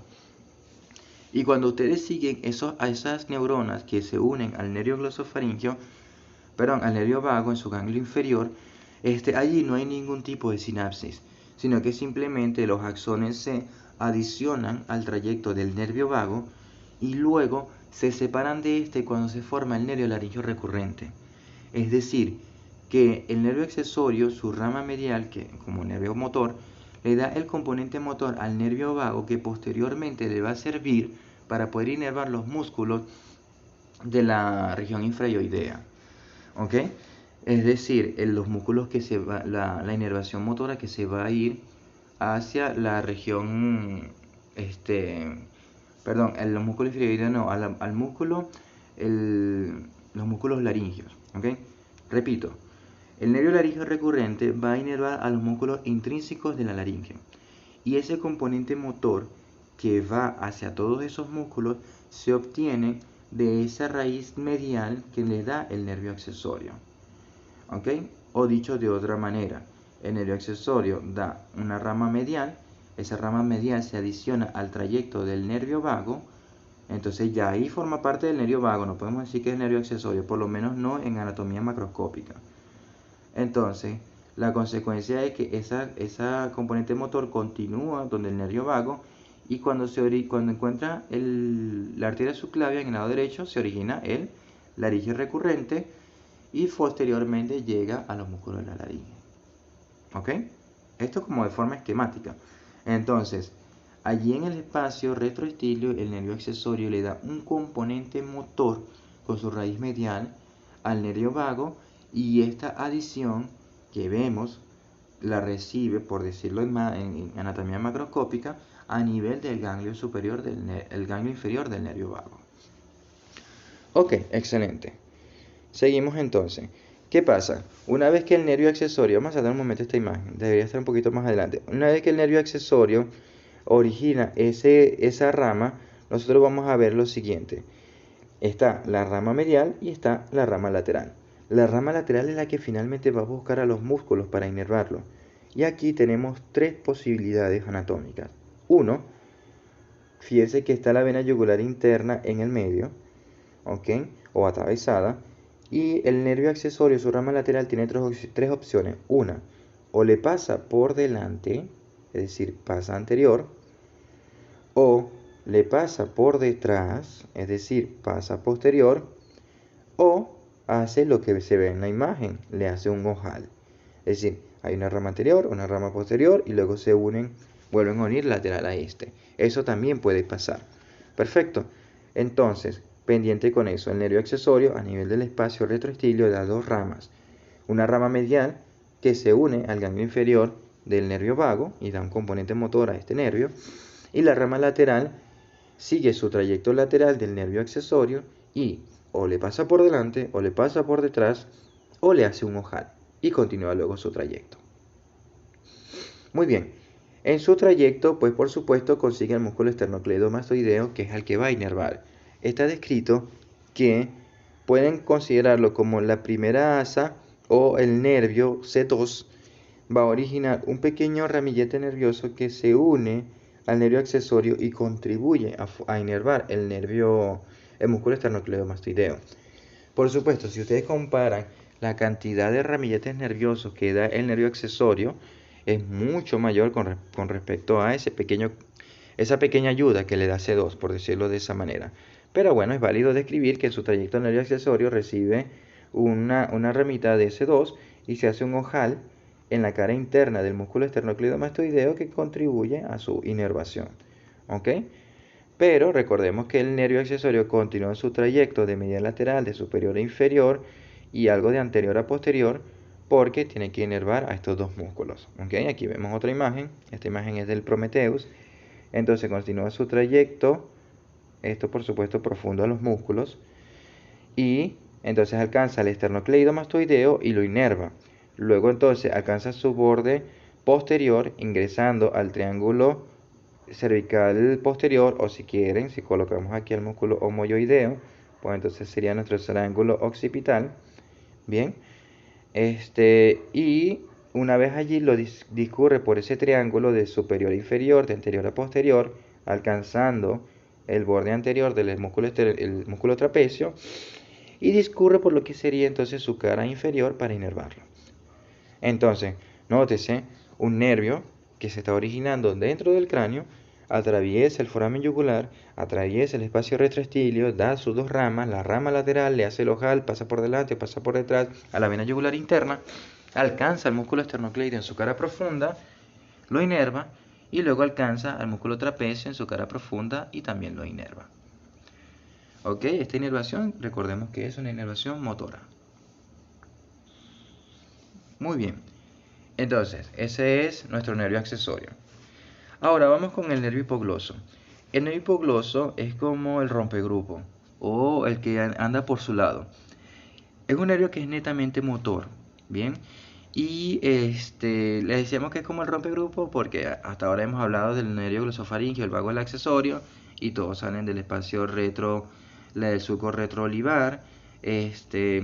Todos están ubicados aquí lateralmente y todos pasan a nivel del foramen yugular o agujero rasgado posterior. ¿Ok? Todos son comunes, pues tienen unos trayectos, unos orígenes y unas disposiciones que son más o menos comunes. Ahora, ¿qué pasa con el nervio hipogloso? El nervio hipogloso dice que no, él anda por su lado. ¿Ok? Entonces, mientras todos los demás están saliendo por el surco retroolivar, este sale por el surco preolivar. ¿Ok? Están las olivas, entonces las olivas tienen un surco por detrás, un surco por delante. Mientras todos salen por el surco que está detrás, el retroolivar, este sale por el surco que está delante, por el surco preolivar. Y mientras todos están saliendo por el agujero rasgado posterior, pues el nervio hipogloso tiene su propio foramen por donde él sale, que se conoce como foramen del nervio hipogloso. Aquí tenemos el otro nervio hipogloso. Bien, entonces ya por ahí las cosas van totalmente diferentes. Ok, aquí estamos, bueno, atravesó el foramen. ¿Dónde está ubicado el foramen? Aquí tenemos esta base del cráneo. Que habíamos dicho que el agujero rasgado posterior siempre apunta anterior y medial. Bien, entonces acá hacia acá es anterior, ¿sí? Esto es anterior, hacia acá es posterior. Vamos a poner A. Perfecto. Vamos a completar aquí lo que está seccionado, o sea, lo que está seccionado en la imagen, pues que sería el foramen magno. Aquí está la línea media. La vena yugular interna siempre es el elemento más lateral del agujero rasgado posterior. Entonces esto es lateral. Bien, entonces ya sabemos, anterior, posterior, lateral y por supuesto hacia acá sería medial. Ajá, entonces vean, aquí está el cóndilo del occipital, que esta es la parte basilar del occipital, la que se articula con la carilla superior del atlas. Y por delante de ese cóndilo hay un foramen, ¿ok? Recuérdese que en anatomía nosotros no decimos hueco. O sea, el término que utilizamos anatómicamente sería foramen, ¿ok? O podríamos utilizar también foramen orificio, es el otro término que solemos usar. pero lo más común es que hablemos de foramen. Entonces, el foramen del nervio hipogloso está por delante del cóndilo del occipital, como lo estamos viendo allí, o anterior al cóndilo del occipital. Entonces, entre todos los elementos nerviosos descritos hasta el momento, es el nervio que está más posterior de todos. Ojo, había dicho que el accesorio era el nervio más posterior, pero el más posterior de los que están metidos en el foramen yugular. Bien, pendiente con eso. Pero de los 4 nervios que nosotros debemos conocer, el más posterior, y no en el foramen yugular, sino ya en el espacio retroestilio, es que su disposición siempre va a ser posterior. El más posterior de todos siempre va a ser el nervio hipogloso. Entonces, repito, de los que están dentro del agujero rasgado posterior, el más posterior es el nervio accesorio. Pero de todos los 4 nervios, cuando están en el espacio retroestilio o en su emergencia de la base del cráneo, el más posterior es el nervio hipogloso. Muy bien, una vez que salimos, entonces vean, aquí tenemos nuevamente nuestra visión, vean los 2 forámenes distintos, aquí tienen el foramen rasgado posterior y aquí está el foramen del nervio hipogloso, el propio, el único que sale por su propio foramen. Entonces, ¿qué es lo que vemos? Primero, que su disposición, disculpen, su disposición es el más medial. Y no solo es el más medial, sino que es el más posterior de todo. Eso significa que tiene que ir de medial a lateral para tratar de buscar la manera de salir de allí. Y después tiene que ir de atrás hacia adelante porque, imagínense ustedes, estamos a nivel del occipital y la lengua está a nivel de la nariz. Entonces tiene que ir hacia anterior. Para hacerlo, vean lo primero que hace él. Lo primero que va a hacer es, su trayecto va a ir de arriba hacia abajo, ¿ok? Y de lateral a medial. ¿Lo ven?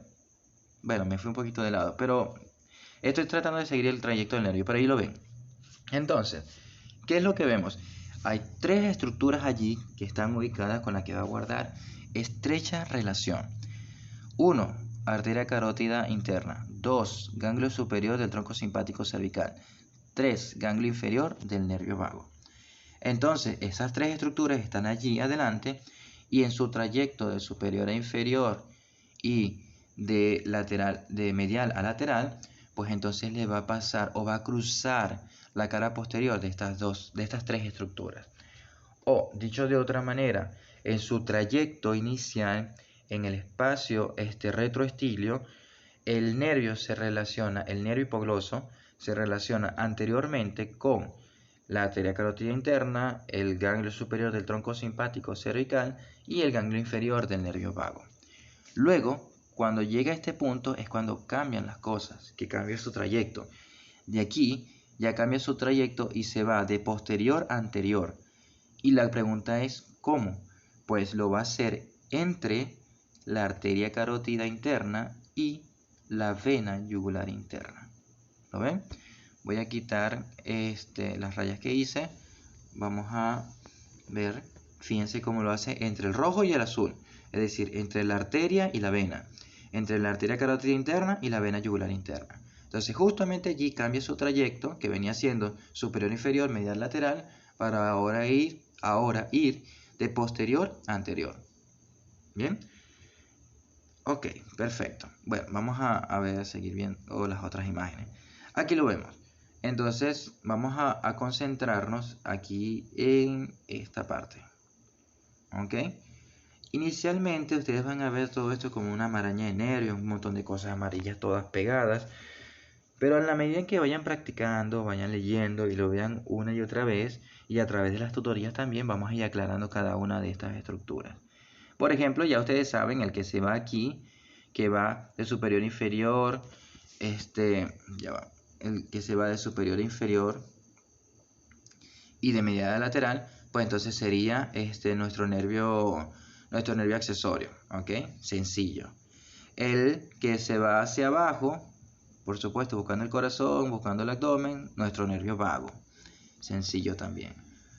Este otro que ven aquí, que se va medialmente y se esconde siguiendo el músculo estilo gloso, ese es el nervio glosofaringeo. Y este señor que ven aquí, que se va arqueado, es el más posterior y luego se tiene que ir hacia adelante buscando la lengua, sería nuestro nervio vago. nuestro nervio hipogloso, disculpen. Entonces, perfecto, ahí lo ven, ¿ok? Hay varias cositas que tienen que ver aquí. Uno, las relaciones que existen del trayecto del nervio hipogloso con la arteria occipital, ¿ok? Aquí se describe que el nervio hipogloso en su trayecto le da el brazo a la arteria occipital. Vean cómo la arteria occipital, que es esa la que se está... Vamos a dibujarla. La arteria occipital. Ok.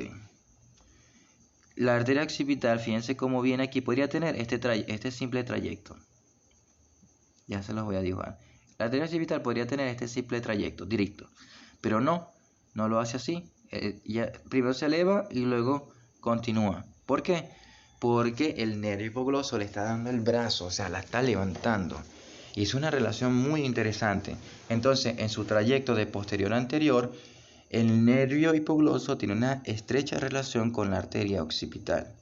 Bien, y es precisamente lo que están viendo allí. Ok, excelente. ¿Qué pasa acá? Cuando nosotros hablamos del nervio hipogloso, nosotros vamos a hablar de diferentes triángulos en los que se va a relacionar o en los que va a estar ubicado, o bien formando parte de su contenido o bien formando parte de sus límites. Esto es importante porque nos permite la localización anatómica del nervio en el momento de la disección y también, o sea, no solamente la parte del nervio, sino otras estructuras, por ejemplo, las estructuras carotidias. Ya eso lo voy a mencionar. Con respecto a triángulos, ustedes recuerdan que hay un gran triángulo, que es, si yo coloco, por ejemplo, mi músculo homoyoideo, mi músculo esternocleidomastoideo, lo pongo otra vez en su posición, tengo aquí el músculo homoyoideo y el vientre posterior del digástrico, ahí estaría dibujado lo que sería mi triángulo carotidio, ¿ok? Perfecto. Entonces, de por sí sabemos ya que el nervio hipogloso está dentro del triángulo carotidio. Anoten eso de una vez, por favor.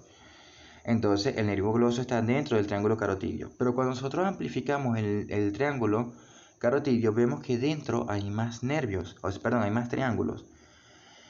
Aquí está resecado la desembocadura de la vena tiroidea superior. Pero suele pasar que aquí en vez de formarse, o sea, desembocar separadamente, como lo ven aquí, que por aquí viene la facial sola, por aquí viene la vena lingual y bueno, la tiroidea inferior vendría aquí. Lo que ocurre es que puede formarse un tronco que se conoce como tronco tirolinguofacial. O sea que confluyen todas las venas que he mencionado previamente y luego ellas vienen y forman un tronco común que desemboca en la vena yugular interna. ¿Ok? Si yo coloco a este nivel, pues lo que sería ese tronco tirolingo-faringofacial, pues entonces veo que se forma otro triángulo. Vean esto. Aquí, un límite del triángulo sería el tronco tirolingo-faringofacial que acabo de dibujar. ¿Ok? El otro límite sería la vena yugular interna.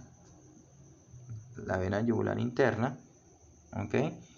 Y el otro límite sería el vientre posterior del músculo digástrico. Ahí tenemos un triángulo. Ese triángulo se le conoce así en castellano, como nosotros leemos en castellano, como triángulo de Guyon. ¿Ok? Entonces, es un triángulo que tiene como límite el tronco tirolingo-faringofacial hacia la parte anterior, posteriormente está la vena yugular interna y superiormente tiene al vientre posterior del músculo digástrico. Bien, ahora, ¿qué pasa? Cuando nosotros vemos que este triángulo se forma de esta manera, nosotros podemos localizar dentro de él, o sea, es decir, su contenido, podemos encontrar al nervio hipogloso. Entonces, interesantemente, ya vamos por 3.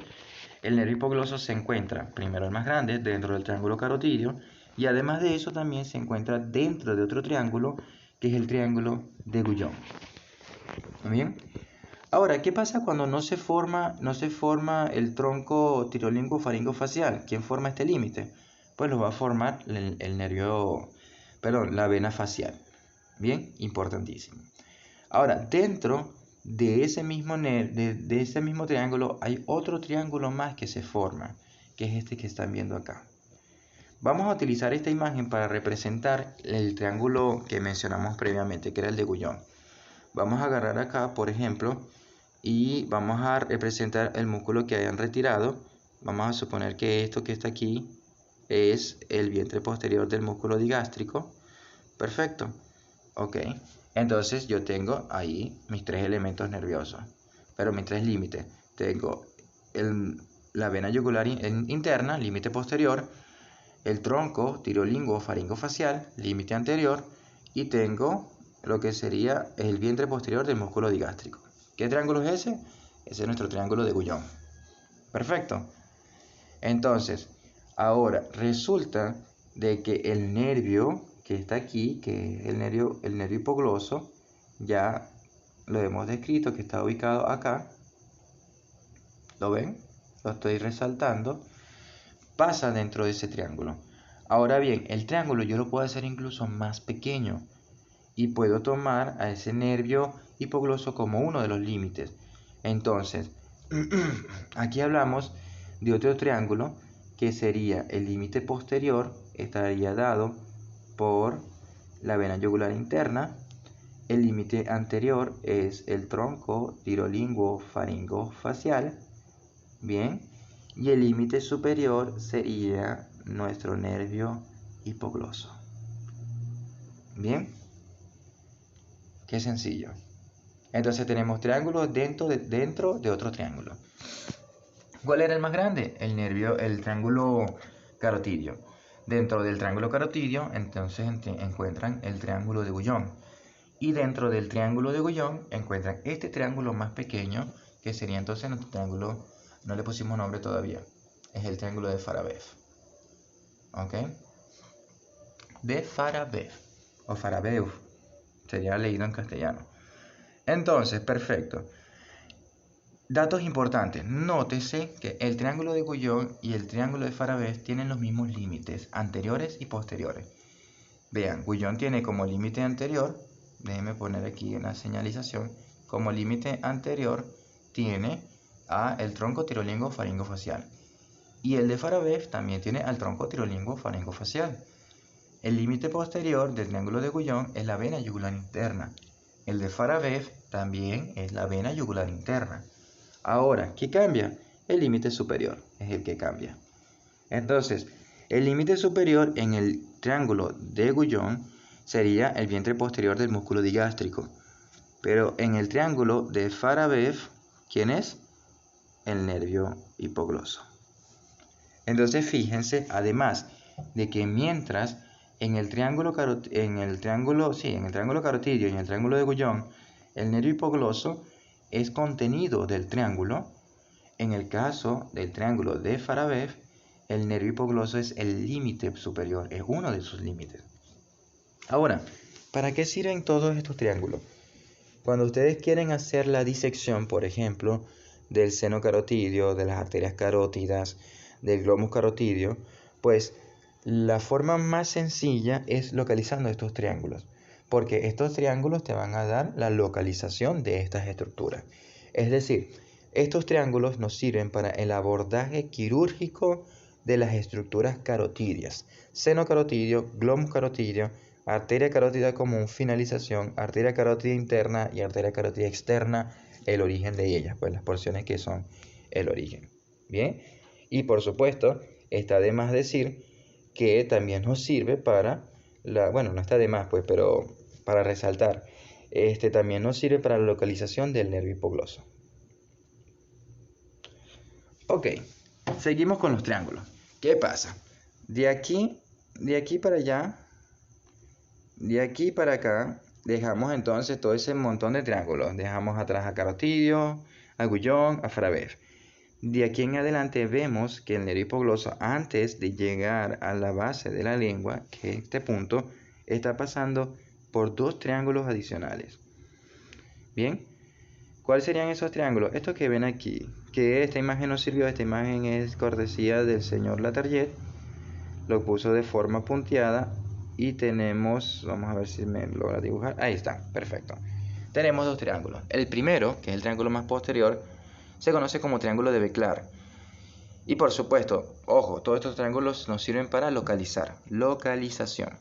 Entonces, ¿qué vemos? Lo primero es el triángulo de Beclar. ¿Cómo se forma? Aquí abajo tenemos a nuestro gran protagonista, el hueso yoides. Vamos a subir un poquito más la flecha aquí. ¿Okay? El hueso yoides. Perfecto. Es nuestro límite inferior. Estos amigos que están aquí arriba son los músculos. Si se recuerdan, aquí vamos a tener dos juntos, pero el que va a formar el límite superior va a ser el vientre posterior del músculo digástrico. Pues, bueno, no me está ayudando mucho la tecnología. Pero bueno, saben que aquí llega el vientre posterior del músculo digástrico y el músculo estiloideo también, que es este que ven aquí arriba. Bien, pero el vientre posterior del músculo digástrico es el que está más posterior. Entonces él es el que va a formar el límite superior.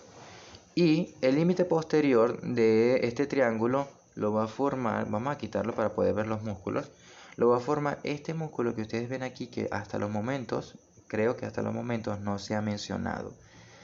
Porque no se describe como un músculo suprayoideo, ni tampoco como un músculo cervical, sino como un músculo de la cavidad oral y específicamente en relación con la lengua. Este es un músculo que se inserta en el hueso yoides y por eso entonces se le conoce como illo, y de allí sus fibras, si lo describo de abajo hacia arriba, por supuesto, van y se dirigen a la lengua. Entonces este es el músculo illo gloso. Bien, recuerde que la nueva nomenclatura anatómica hace eso, los nombres nos dan información sobre la estructura y en este caso, en este músculo, de dónde a dónde van o dónde se insertan.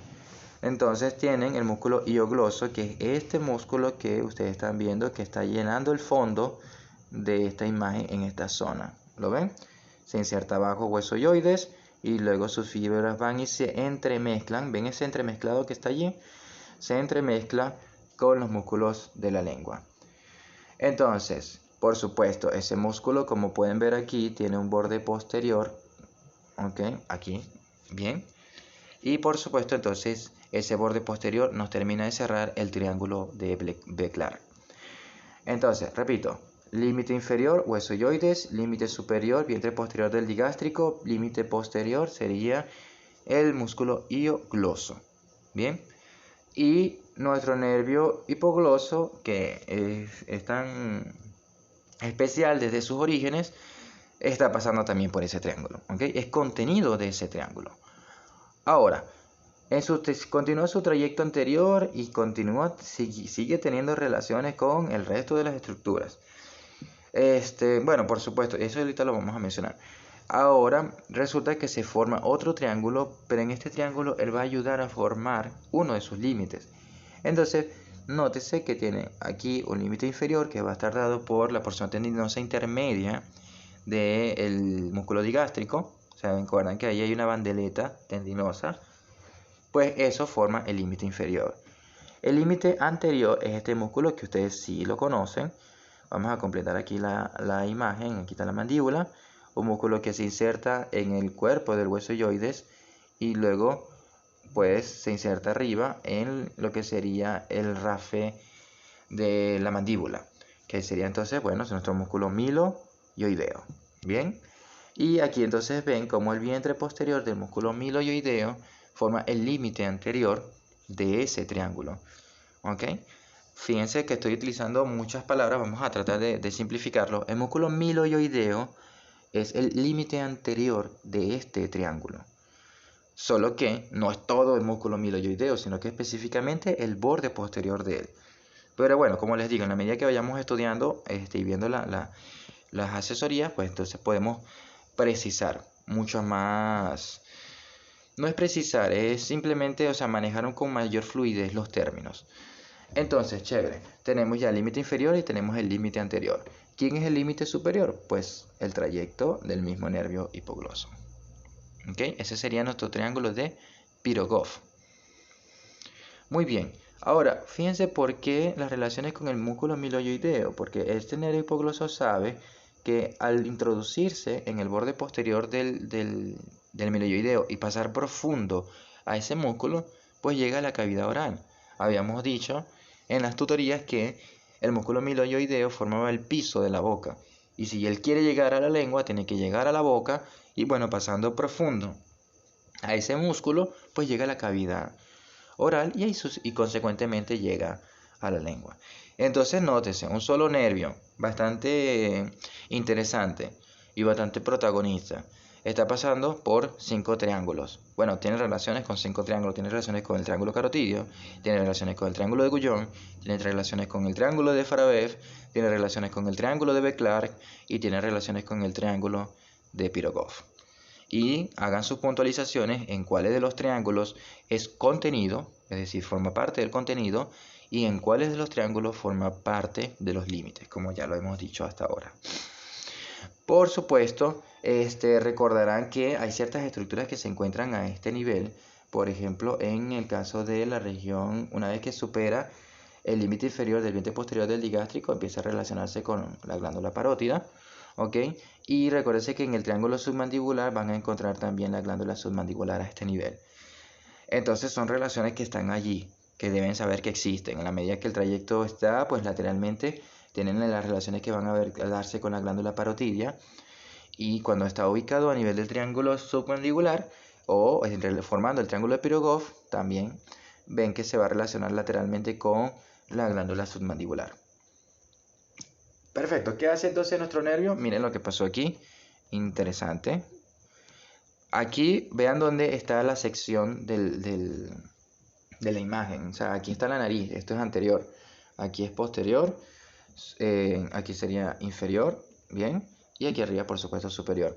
Pero ¿dónde está el corte? El corte está a nivel de la mandíbula. Vean aquí la mandíbula cómo ha sido seccionada. No está, perdón, no está a nivel de la línea media, es un corte para mediano, para sagital medio.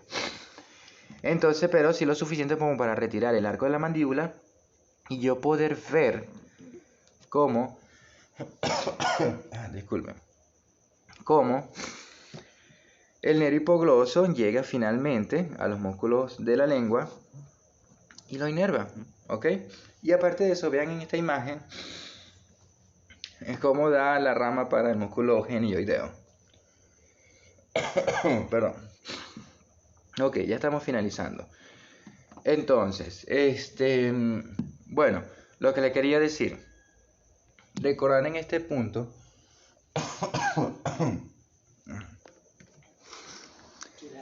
sí, por favor. Lo que les quería recordar en este punto era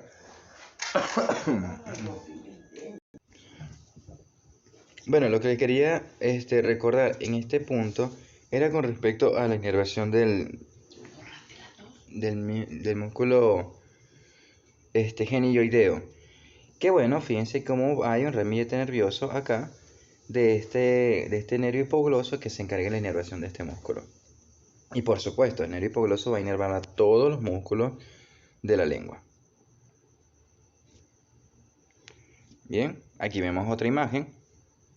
Aquí en esta imagen la puse para precisar y recordar esto otro que lo van a ver en plexo cervical. Y es que el nervio hipogloso en su trayecto a nivel de la región que va a estar ubicada en el triángulo carotidio, él va a recibir un ramillete nervioso de C1, ese que ven allí, ¿ok? Pero esto es lo mismo de que están juntos pero no revueltos. Es decir, él lo recibe, pero es que no es que hace sinapsis, ni tampoco esos nervios van a ir a la lengua para inervar a la lengua. Antiguamente se pensaba que era así, pero luego, bueno, con nuevas tecnologías y nuevas disecciones se dieron cuenta de que eso simplemente aprovechaba el trayecto del nervio. Es decir, venía el C1, da su ramillete nervioso, se adosa, sería la palabra más indicada, al trayecto del nervio hipogloso, ¿ok? Al trayecto del nervio hipogloso, y luego cuando consigue dónde es que va a ir, que va a formar el asa cervical, se desprende de él y vuelve a bajar. ¿Lo ven? O sea, eso no agarra ni para la lengua, eso no hace sinapsis en ninguna parte, simplemente se adosa al trayecto del nervio hipogloso y posteriormente se retira de él. ¿Ok? Es una relación muy interesante que vemos a nivel del nervio hipogloso. ¿Ok? Y bueno, aquí en esta imagen es similar a la anterior. Lo que quería era recordarles esto con este punto. O sea, bueno, finalmente recibe el nervio de C1, luego el nervio de C1 se separa, eso forma el asa cervical y continúa nuestro nervio hipogloso en su trayecto para inervará todos los músculos de la lengua. Muy bien, eso ha sido todo por hoy, espero que les haya gustado. Nótese que la manera que nosotros estudiamos esto de la forma más organizada posible, más sectorizada posible, pues es la manera en la que nosotros vamos a entender estos conceptos anatómicos, y además de eso va a ser más fácil para futuras evocaciones en el momento de contestar exámenes o estudiar o repasar. Importante lo que les dije, los conceptos básicos sobre lo que es una neurona y un nervio. Recuérdense de que si las definiciones particulares, que si es sensitivo sensorial, sensitivo general, esos son conceptos generales para ustedes, para que cuando lo lean en los textos, pues entonces sea más fácil digerirlo. Y recordar, ver cada uno por pasos, entender que cada uno de los nervios tiene trayectos, y es por eso que ahorita están en una región y tienen ciertas relaciones, luego están en otra región y tienen otras relaciones, y luego están en sus terminaciones y tienen otras relaciones. Entonces es importante que lo vean así, no lo vean como que tienen muchas relaciones, sino que en el foramen yugular tiene estas relaciones, así, así y así. En el espacio retroestilio tiene estas relaciones así, así y así. En el espacio carotidio tiene estas relaciones así y así. Y de esa manera se van a dar cuenta de que es mucho más sencillo aprender estos conceptos de las relaciones anatómicas y trayectos de estos pares craneales. ¿Okay? Bueno, cualquier duda estoy disponible, tienen mis números de contacto y estoy a la orden para contestar cualquier duda que tengan. Ha sido un placer, nos veremos entonces en la próxima clase. Hasta luego.